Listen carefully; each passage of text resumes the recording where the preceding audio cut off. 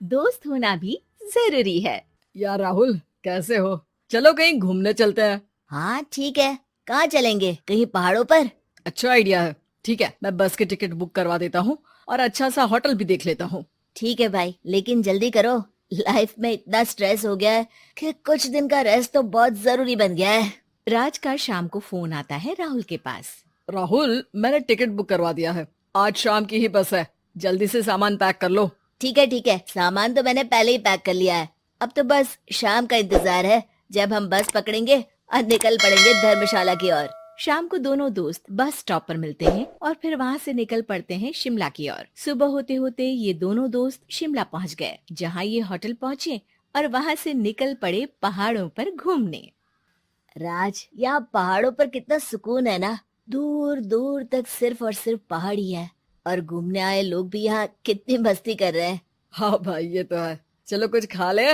दोनों एक रेस्टोरेंट पे पहुँच गए। वहाँ इनकी रेस्टोरेंट चलाने वाले लड़के से दोस्ती हो गई, जिसका नाम जितेंद्र था। जितेंद्र, तुम यहाँ कब से हो और रेस्टोरेंट खोलने का प्लान कैसे बनाया? अरे भाइयों, मैं तो यहीं का हूँ। बस बाहर कुछ साल के लिए गया था नौकरी करने, पर फिर लौट आया और अपने यहाँ ही रेस्टोरेंट खोल लिया। पिछले 6 साल से यहीं पर हूँ। अरे लेकिन जितेंद्र, एक बात तो बताओ, रेस्टोरेंट ही क्यों? कुछ और काम क्यों नहीं? और भैया, अपना तो ये मानना है कि आदमी दुनिया में कहीं भी हो, लेकिन उसे भूख तो लगेगी ही, और इसके लिए उसे खाना तो चाहिए ही। यानी ये धंधा कभी मंदा नहीं पड़ता, इसलिए ये काम शुरू किया था। लेकिन इस काम में क्या मुनाफा भी होता है या फिर बस ऐसे ही काम चल रहा है शौकियाना तौर पर? अरे अरे, क्यों नहीं भैया, काम तो हो ही रहा है, और मुनाफा नहीं होता तो ये 10 लोगों का स्टाफ कैसे रख लेता। वैसे आप भी क्यों नहीं इस बिजनेस में हाथ आजमाते हो? हाँ, आइडिया तो अच्छा है, लेकिन हम लोग तो सिर्फ यहाँ घूमने आए हैं और हमारे पास इतने पैसे भी नहीं है।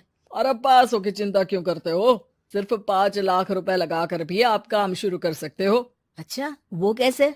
अरे, आप रेस्टोरेंट में मेरे पार्टनर बन जाइए। जो मुनाफा होगा वो आधा आधा बांट लेंगे। राज को ये सुनकर अच्छा तो लगा, लेकिन राहुल को इस ऑफर में कुछ दिक्कत लगी। उसने कोने में ले जाकर राज को समझाना शुरू किया।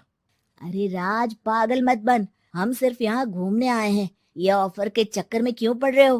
कुछ काम शुरू ही करना होगा तो दिल्ली में शुरू करेंगे, यहाँ शिमला में क्यों? अरे बेवकूफ, दिल्ली में 5 लाख रुपए में कौन सा काम शुरू करेंगे?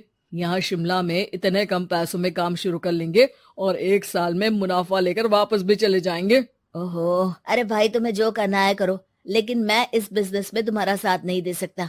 याद रखो, हम यहाँ सिर्फ घूमने आए हैं, कोई बिजनेस करने नहीं।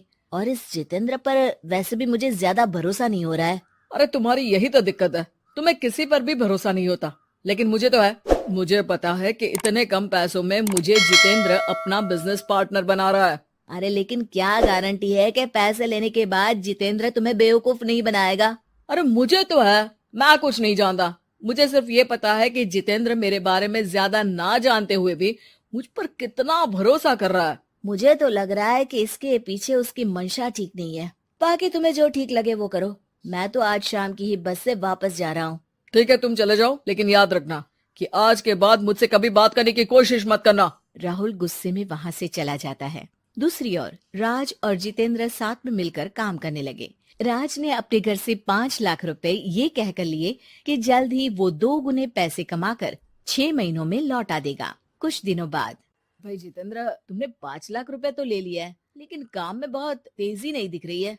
अरे भाई, काम में थोड़ा समय लगता है, चिंता मत करो यार। हाँ वो तो ठीक है, लेकिन मेरे पैसों का तो कुछ हिसाब दो। कहाँ लगाया है तुमने? अरे बड़े आए पैसों का हिसाब मांगने वाले। वो तो शुक्र मनाओ कि इतने कम पैसों में मैंने तुम्हें काम पर रख लिया है। क्या कहा? तुमने मुझे काम पर रखा है? अरे मैं तो तुम्हारा बिजनेस पार्टनर हूँ। बड़ा आया पार्टनर बनने वाला। औकात देखिए अपनी, 5 लाख में रेस्टोरेंट खरीद लिया है क्या? ऐसा है तो मेरे पैसे वापस करो, मुझे तुम्हारे साथ काम नहीं करना है। अरे पैसे कैसे, वो सब तो काम में लग गए। अब तुम्हें वापस जाना है तो चले जाओ, कोई पैसा नहीं मिलने वाला है। राज को अपने साथ होने वाले धोखे का एहसास हो चुका था, लेकिन तब तक देर हो चुकी थी। उसे अपने दोस्त राहुल की याद सताने लगी, जिसने पहले ही आगाह कर दिया था कि इस बिजनेस में धोखा है, लेकिन अब तो देर हो चुकी थी। राज को अब कोई रास्ता नहीं सूझ रहा था। जितेंद्र भाई, मेरे पैसे वापस कर दो ताकि मैं लौट जाऊं। मुझे अब तुम्हारे साथ कोई काम नहीं करना भाई। ये सुनते ही जितेंद्र अपने कुछ साथियों के साथ राज पर टूट पड़ा और उसकी जमकर पिटाई कर दी। राज बेहोश हो चुका था। जब उसने आंख खोली तो उसे अपने सामने पूरा परिवार, पुराना दोस्त राहुल भी दिखा। सभी को देखकर राज की आंख में आंसू आ गए। राहुल, मुझे माफ कर दो। अगर समय रहता मैं तुम्हारी बात मान लेता तो आज शायद ये दिन ना देखना पड़ता। अरे शुक्र मनाओ कि जान बच गई। वो तो भला हो एक आदमी का जिसने मुझे फोन कर दिया था, तभी तुम्हारी जान बच सकी। मुझे माफ कर दे दोस्त, तेरी सलाह ना मानकर मैंने बड़ी भूल की है। अरे अरे भाई, मेरे हाथ मत जोड़ो। बस ध्यान रखना कि अच्छा दोस्त आपको हमेशा अच्छी सलाह देता है, इसलिए दोस्तों की सलाह पर ध्यान देना चाहिए।